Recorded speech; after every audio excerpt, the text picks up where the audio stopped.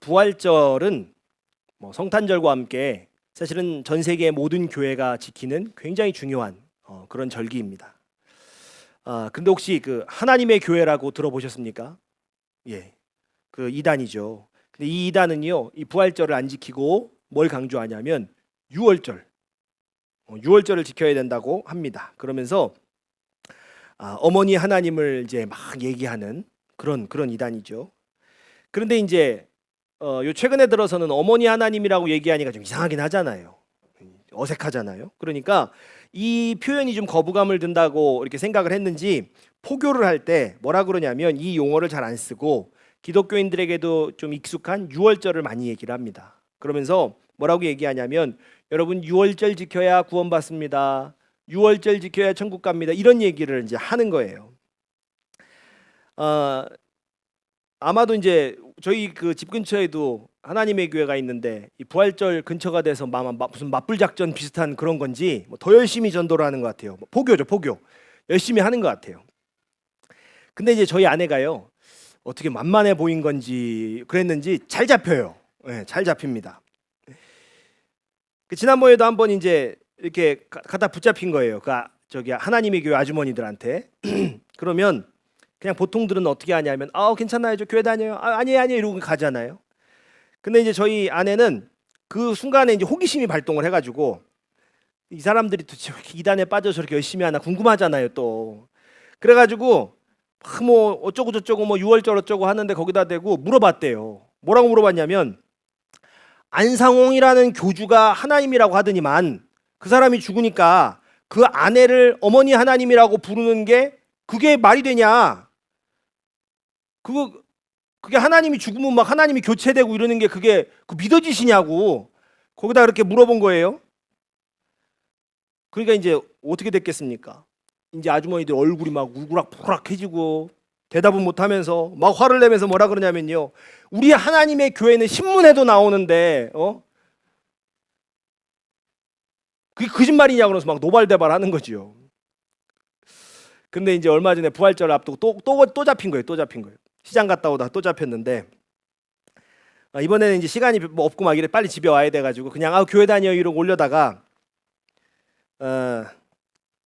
또 이제 와가지고 교회 다니세요? 6월절 믿으세요? 뭐 이런 얘기 하니까 가만히 있질 않고 또 뭐라 그랬냐면요, 이번에는 6월절을 믿으면 뭐 구원받는다 뭐 이런 얘기를 하니까 이제 거기다 대고 이렇게 얘기를 한 거예요. 내가 이제 필살기에 서야겠다 이런 생각 한 것 같아요. 막 6월절 믿어야 돼요. 그러니까 뭐라 그랬냐면 어머 어떡하죠? 저는 종교를 못 바꿔요. 남편이 목사예요. 이러고서는 와버렸대요. 아줌마들도 막 어머 막 이러고.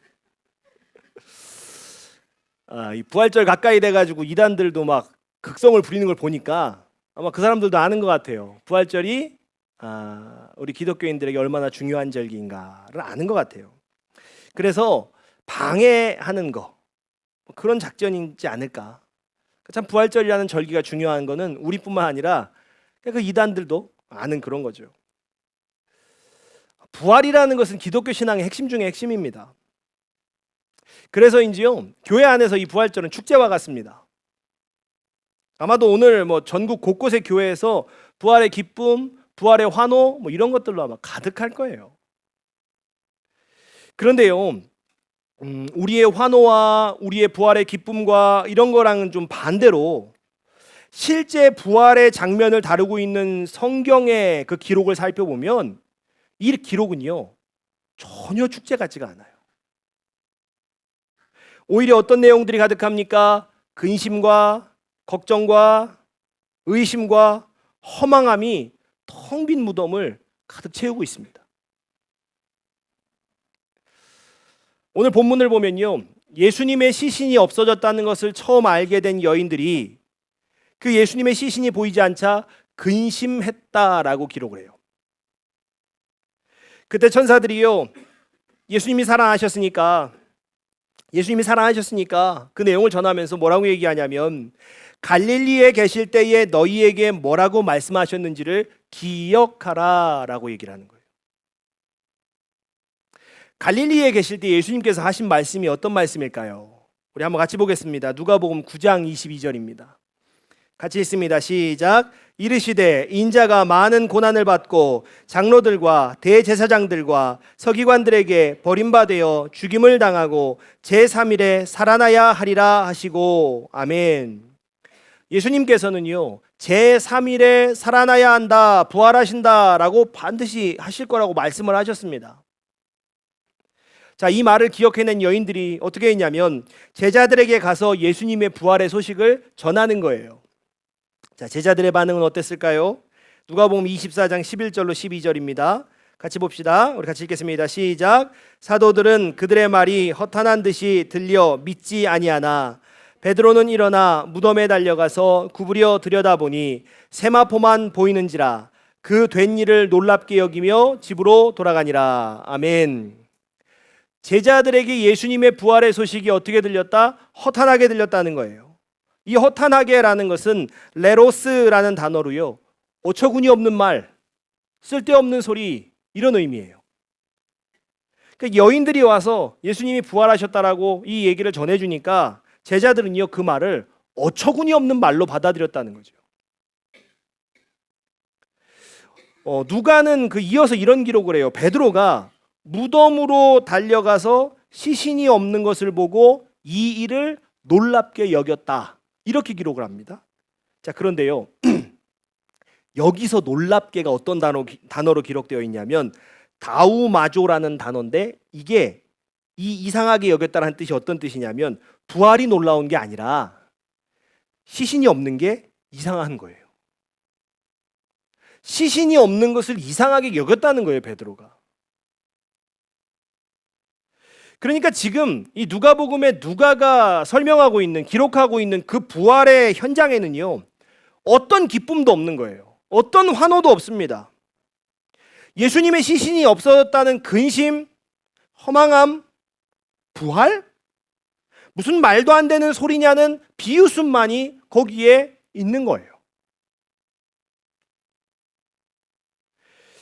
왜 부활의 현장이, 예수님의 부활의 현장이 이렇게 될 수밖에 없었을까?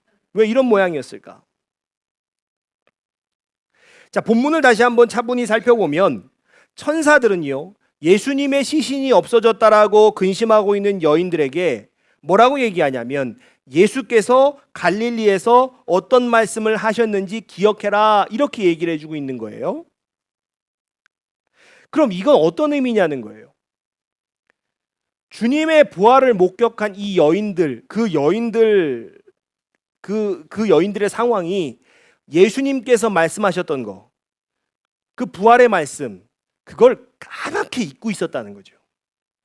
그 말씀을 기억해라 라고 하는 건 그 말씀을 전혀 지금 기억하고 있지 않다는 거예요. 다 잊어버린 거예요. 또 제자들은요, 그 부활의 소식을 들었을 때 뭐라고 합니까? 말도 안 되는 소리를 하네, 그런 반응을 보여요. 그러니까 다시 얘기하면 제자들조차도 예수님의 부활을, 그 말씀을 믿지 않았다는 거예요.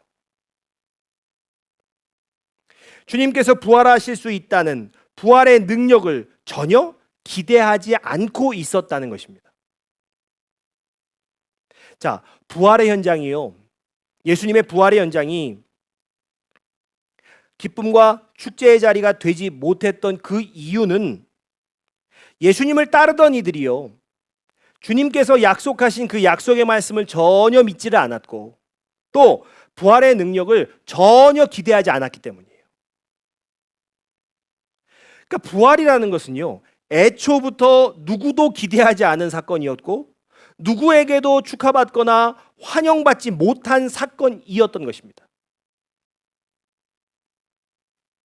자, 그런데 기독교에서 부활절에 자주 사용하는 표현이 무엇인 줄 아십니까? 부활의 영광이라는 거예요. 부활의 영광. 오늘 우리가 본문을 살펴보면 어떠세요? 오늘 우리가 본문을 같이 읽어보시면 어떻습니까? 정말 부활이 영광 그 자체였습니까?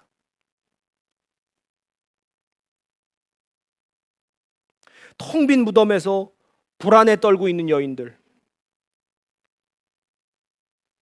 예수님의 부활의 소식에 대해서 쓸데없는 소리라고 얘기하는 제자들.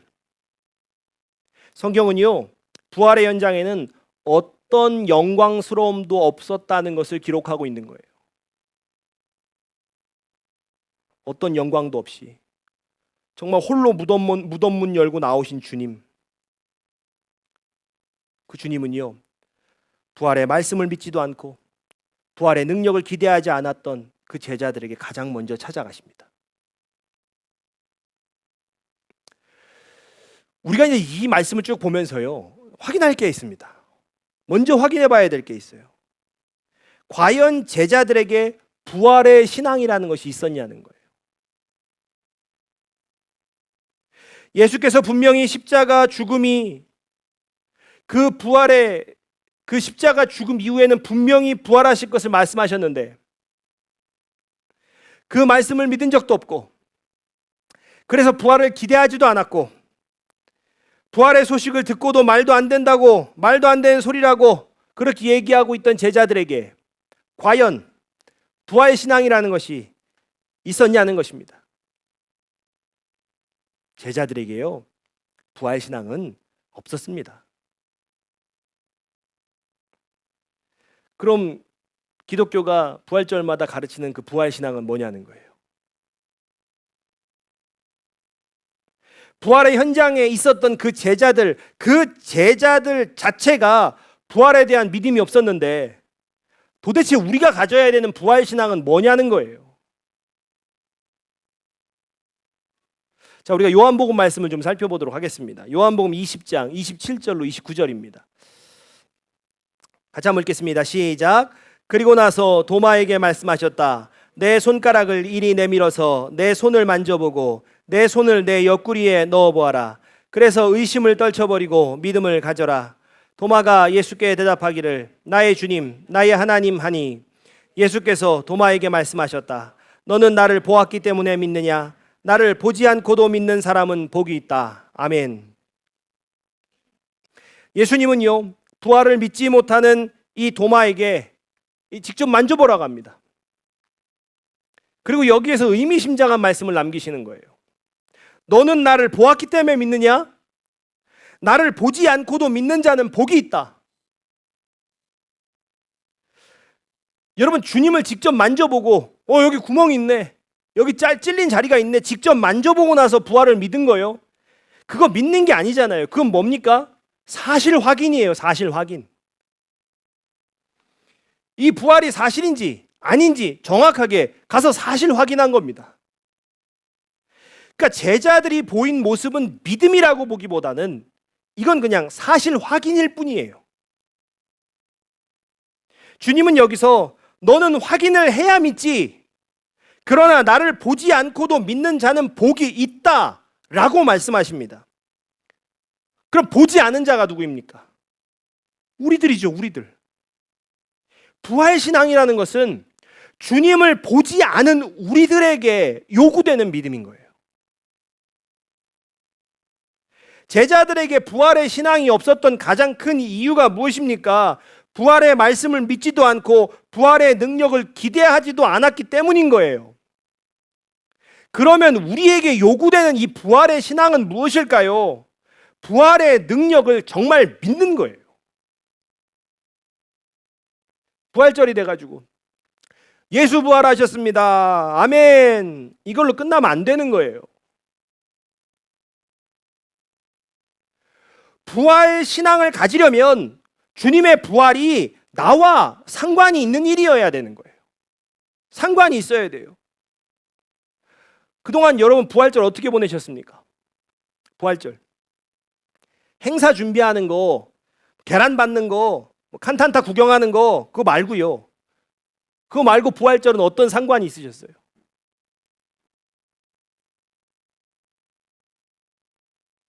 주님의 부활이 나의 삶에 연결되어야 합니다. 2000년 전에 부활하셨구나, 그때 하셨구나, 여기서 끝나는 게 아니에요. 그렇게 끝나면 안 됩니다. 부활의 능력을 믿고 그 능력이 내 인생에 나타내기를 기대하고 구해야 된다는 거예요. 그러면 부활의 능력이 무엇인지 우리가 정확히 알아야 뭐 구하든지 할 거 아니에요. 우리가 부활의 능력이 무엇인지 빌립보서를 통해서 좀 찾아보겠습니다. 자, 빌립보서 3장 10절로 14절입니다. 같이 보겠습니다. 시작. 내가 바라는 것은 그리스도를 알고 그분의 부활의 능력을 깨닫고 그분의 고난에 동참하여 그분의 죽으심을 본받는 것입니다. 그리하여 나는 어떻게 해서든지 죽은 사람들 가운데서 살아나는 부활에 이르고 싶습니다. 나는 이것을 이미 얻은 것도 아니며 이미 목표점에 다다른 것도 아닙니다. 형제자매 여러분, 나는 아직 그것을 붙들었다고 생각하지 않습니다. 내가 하는 일은 오직 한 가지입니다. 뒤에 있는 것은 잊어버리고 앞에 있는 것을 향하여 몸을 내밀면서 그리스도 예수 안에서 하나님께서 위로부터 부르신 그 부르심의 상을 받으려고 목표점을 바라보고 달려가고 있습니다. 아멘. 사도 바울은 먼저 부활의 능력을 깨달아서 예수의 고난에 동참하며 그분의 죽으심을 본받고 싶다라고 이야기를 합니다. 예수의 죽음은 어떤 죽음입니까? 무죄한 자의 죽음이었어요. 억울함과 모함과 수치였습니다. 동시에 모함과 수치를 감수한 사랑과 희생이었습니다. 사도 바울은 자신도요, 예수님처럼 억울함과 모함과 수치를 감수하고 사랑과 희생의 삶을 살고 싶다라는 거예요. 그런데 그렇게 살려면 부활의 능력을 깨달아야 한다는 것이죠. 부활의 능력이 있어야 한다는 거예요. 그러면서 이렇게 이어서 이야기를 하는 겁니다. 그리하여 나는 어떻게 해서든지 죽은 자들 가운데서 부활에 이르고 싶습니다. 이 얘기가 무슨 얘기예요?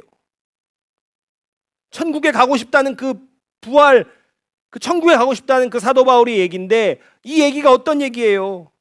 사도 바울의 표현을 보면 어떻게든 부활에 이르고 싶다잖아요. 사도 바울이 천국 가는 걸 쉽게 생각을 안 하는 거예요. 어렵게 생각하고 있는 겁니다. 억울함과 모함과 수치를 견뎌내고 사랑과 희생해서 어떻게든지 천국에 가고 싶다라고 이야기하는 거예요. 그러니까 우리처럼 예수 믿는 거를 또 천국 가는 거를 그렇게 쉽게 생각하는 사람이 없다는 거예요. 사도 바울은 내가 이렇게 어떻게든 살아서 반드시 부활에 이르러야겠다. 그 얘기를 하고 있는 겁니다. 그러면서 이어서 이렇게도 얘기하죠. 그러나 나는 이것을 이미 얻은 것도 아니며 목표점에 다다른 것도 아닙니다. 나는 아직 그것을 붙잡았다고 생각하지 않습니다. 무슨 말이에요? 내가 아직 천국에 가기에 합당한 사람이 아니라는 겁니다. 나는 아직 그 자격을 얻었다고 생각하지 않는다는 거예요. 천하의 사도 바울이. 천하의 사도 바울이 이렇게 얘기하고 있는 겁니다. 그러면서 결론을 내는 게 그 유명한 말씀이에요. 표대를 향하여 그리스도 예수 안에서 부르심의 상을 위하여 달려가노라. 여러분, 사도 바울의 표대가 무엇입니까? 어떻게든 부활에 이르는 거예요. 그의 사사로운 목표가 아닙니다. 어떻게든 부활에 이르러서 천국에 가는 거예요. 그리고 이것이 사도 바울에게는 하나님이 준비해 놓으신 부르심의 상이라는 거죠. 그 상을 받기 위해 달려가고 있다는 것입니다. 그리고 그 상을 얻기 위해서 필요한 게 뭐예요? 부활의 능력이라는 거예요. 부활의 능력이 도대체 뭐예요? 그게 도대체 뭐길래요? 여러분, 예수께서 부활하지 않으셨다면요, 예수님의 죽음은 그냥 단지 자기가 메시아라고 주장하던 사람의 초라한 죽음일 뿐이에요.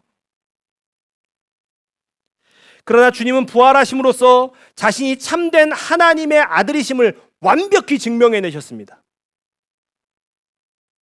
그러니까 부활의 능력은 무엇입니까? 이 땅에서의 모든 비난과 모함을 단번에 뒤집는 능력이라는 거예요. 이 땅에서 받은 고난과 슬픔을 단번에 뒤집는 능력이라는 거죠. 바울은 이 부활의 능력을 믿기 때문에 복음을 전하면서 받은 고난과 억울함도 기꺼이 감당할 수 있었던 것입니다. 예수님께서 부활하신 것처럼 지금 받는 고난과 수치가 끝이 아니라는 것을 믿기 때문에 그 부활의 능력을 힘입어서 부르심의 상을 향해 달려갈 수 있었던 거예요. 그러면 부활의 능력을 구해야 된다는 거, 우리 삶에 구해야 된다는 거, 그것은 어떤 의미가 됩니까? 여러분이 이 땅 가운데 살아가면서 겪는 고난과 모함과 수치들, 그것을 참을 수 있게 하는 능력이 부활의 능력에 있다는 거예요. 사랑하고 인내하고 희생할 수 있게 하는 능력이 부활의 능력에 있다는 것입니다.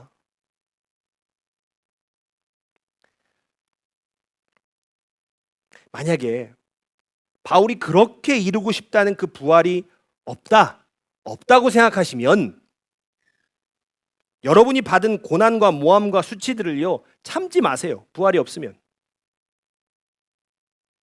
마음껏 분노하시고 네가 날 무시해 확 뒤집어 엎어버리세요. 막 억울해 죽겠다 그러면서 화도 막 내세요. 부활이 없다면요.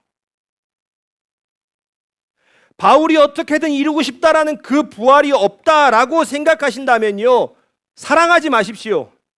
희생하지 마십시오. 내가 그동안 사랑하고 희생한 거 그거 다 되갚으라고 얘기하십시오. 더 악착같이 이기적으로 사십시오. 아주 이번 생이 마지막인 것처럼요, 온 힘을 다해서 막 사십시오. 부활이 없다고 생각하시면. 그러나 예수의 부활이 사실이듯이 우리도 죽은 자 가운데서 부활할 것이라고 믿는다면 부활의 능력을 구하십시오. 부활을 믿지도 않고 기대하지도 않았던 그 제자들과 다르게 우리에게 요구되는 부활 신앙, 그 부활의 능력을 구하며 사시기를 바랍니다. 그리고 그 부활의 능력으로 고통과 서름과 수치와 고난을 견뎌서요, 그 부르심의 상을 반드시 얻으십시오. 내 삶이 결코 여기가 끝이 아니라는 것을 잊지 마십시오. 이 육신의 껍데기가 다인 것처럼 그렇게 살지 마십시오. 여러분, 예수님의 부활의 현장에는 어떤 영광도 없었습니다. 주님은요, 정말 어떤 영광도 없는 마국간에서 태어나셨고, 부활의 순간에도요, 아무 영광 없이 홀로 무덤 문을 열고 나오셨어요. 우리가 상상하는 것처럼 예수님 무덤 문 열게 빛이 쫙 비치고 사람들이 앞에서 찬양을 막 하고 나팔 나오고 박수 치고 그런 거 아니었다고 홀로 나오셨어요. 아무 영광도 거기 없었습니다. 그런데요, 우리의 육신이 끝나고 부활할 때,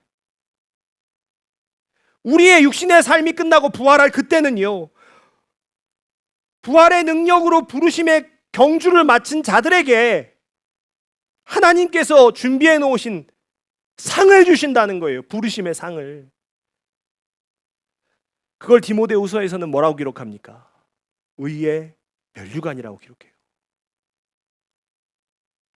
결국 부활해서 상을 받고 면류관의 영광은 누가 받는 거예요?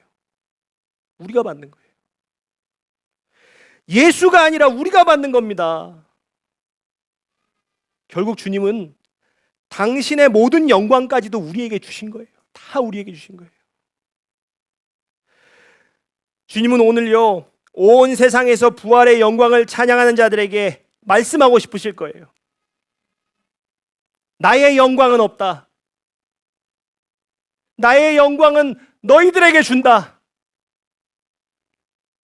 너희들에게 준비된 그 영광을 위해서, 그 영광의 면류관을 얻기 위해서 달려와라.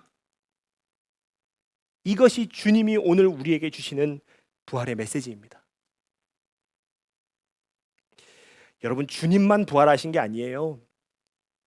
우리에게도 부활의 순간은 반드시 찾아옵니다. 그 부활의 순간에 누리게 될 영광이 정말로 기대되십니까? 여러분에게 정말 부활 신앙이 있으십니까? 여러분의 현실에 너무 집착하지 마십시오. 현실에 집착할수록 우리는 부활 신앙에서 멀어집니다. 부활 신앙에서 멀어질수록 우리는 사라져버릴 육신의 장막에 내 인생을 바치느라고 바울이 그토록 원했던 부활에 이르지 못할지도 모릅니다. 바울은요, 부활이라는 그 표대를 향해 간다라고 말할 때 자신이 하는 일을 오직 한 가지라고 말합니다. 오직. 뒤에 있는 것은 잊어버리고 오직 앞을 향하여 달려간다는 거예요. 지난 것은 잊어버리고 앞을 향해 달려간다는 겁니다. 자신이 사도로 살면서 잘 안 된 일들, 때로 고난받았던 것들, 지난날의 후회들, 지난날의 상처, 그거 붙잡지 않고 오직 표대를 향해 간다는 거예요. 여러분, 우리가 다가올 부활에 관심이 없는 이유가 어쩌면요, 여전히 지난날의 것들을 다 놓아주지 못하기 때문일 수도 있는 거예요. 지난 것은 보내주고 사라져버릴 육신의 장막에 집착하지 않고 표대를 향하여, 정말 표대를 향하여 달려가실 수 있는 저와 여러분 되시기를 바랍니다. 우리에게 반드시 부활의 순간이 찾아온다는 것을, 우리의 부활이 찾아온다는 것을 잊지 않고 살아가시는 저와 여러분 되시기를 주의 이름으로 축복합니다. 아멘. 우리 같이 찬양하고 기도하겠습니다.